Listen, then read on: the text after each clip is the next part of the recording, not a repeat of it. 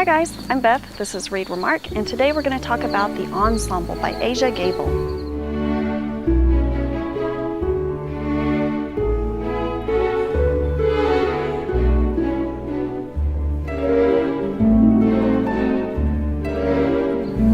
Hi guys, thank you so much for joining today. I'm excited to talk to you about the Ensemble by Aja Gabel. Now, I've been kind of in a big thriller reading kick, a lot of crime novels, horror, things that have you by the edge of your seat, very fast paced. And so slowing down to read the Ensemble was a real change of pace for me, in a good way. It follows 4 people in their early 20s all the way through their 40s who are in a string quartet together. They're messy. You know, they're not perfect people, they're messy, and it reminds me a lot of the book The Animators by Kayla Ray Whitaker. Excellent, excellent book, in which these 2 women who are incredibly flawed, form this incredibly close friendship and partnership as illustrators. You know, they go through their lives where they kind of stumble through things, but boy, when they get down to their crafts, they're just excellent. It's like they're soaring. Same thing applies to the 4 people in the ensemble. They're kind of stumbling into adulthood, not quite smoothly, and the nature of their business together means that a lot of those outside friendships and relationships are sacrificed in favor of their art. So they stumble through this and kind of grow into themselves. But boy, oh boy, when they start playing together, it's almost like they take off in flight and soar. Now, Aja Gabel does something really clever here, which is really heavily evoke the imagery of music through words alone. I mean, obviously it's a book. You can't really listen to the music through a book. Now, luckily, my booktube friend Jacqueline over at 6 Minutes for Me found a Spotify playlist full of the music from the ensemble. I'll be sure to link to that as well as to her channel in the description below so that you can listen at your pleasure to all of the wonderful sounds that she describes. But even without hearing that, you really get the sense of them being totally in harmony, totally in sync. They even time their breaths to each other. The author James Baldwin does this really well in his short story, Sonny's Blues, also. This is a short story that he wrote in the 1950s about a man named Sonny who is just really struggling through life. I sense a theme here. He is a recovered heroin addict who just wants to play the blues, and his brother, who is this high-achieving guy who's always loved his brother but has been kind of mystified by him and his life choices, doesn't really understand this turn towards musicianship. He thinks that it's maybe just another one of his wayward antics or wayward paths that he's on, until he goes to see Sonny play at a nightclub. It's not some big triumphant performance. It's not like he's in Carnegie Hall or anything, but the triumph is within the music itself and within the harmony and the almost a sense of community that Sonny has with his fellow musicians. Now, I've used the imagery of flying when the people are together and at their best and just taking off in flight together with their music. James Baldwin really, really beautifully uses the imagery of water.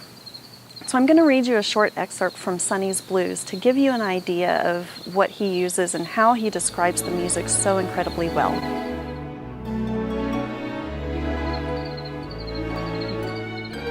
Up there, keeping the beat with his whole body, wailing on the fiddle with his eyes half closed, he was listening to everything, but he was listening to Sonny. He was having a dialogue with Sonny. He wanted Sonny to leave the shoreline and strike out for the deep water. He was Sonny's witness that deep water and drowning were not the same thing. He had been there, and he knew, and he wanted Sonny to know. He was waiting for Sonny to do the things on the keys which would let Creole know that Sonny was in the water.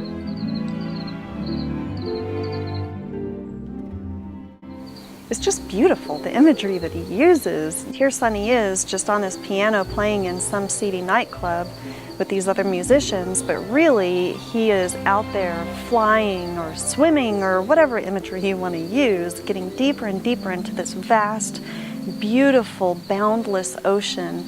And it's choppy, it's full of waves, but boy, oh boy, can he float beautifully.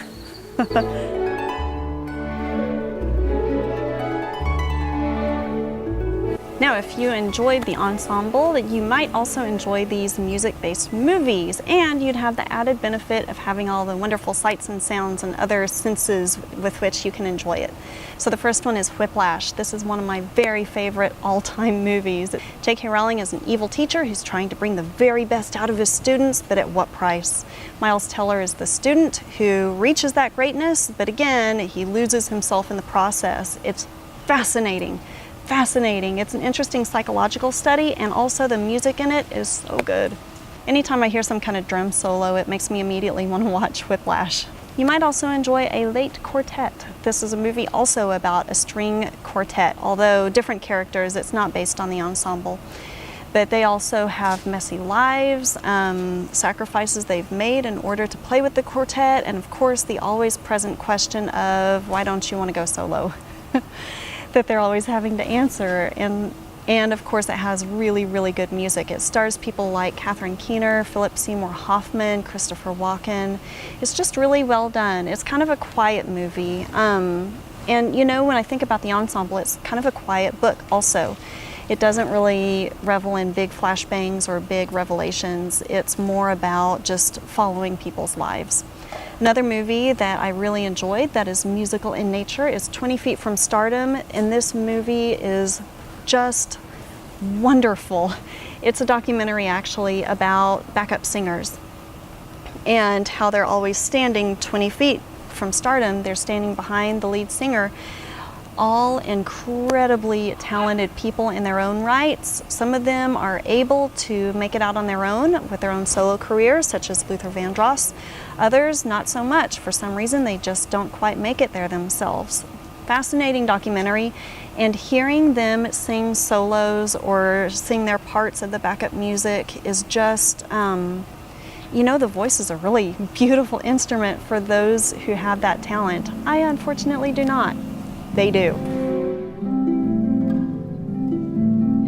That's all I got for you today. The Ensemble by Aja Gabel. I highly recommend it.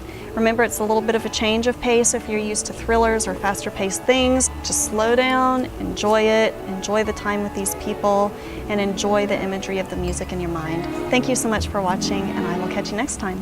Bye.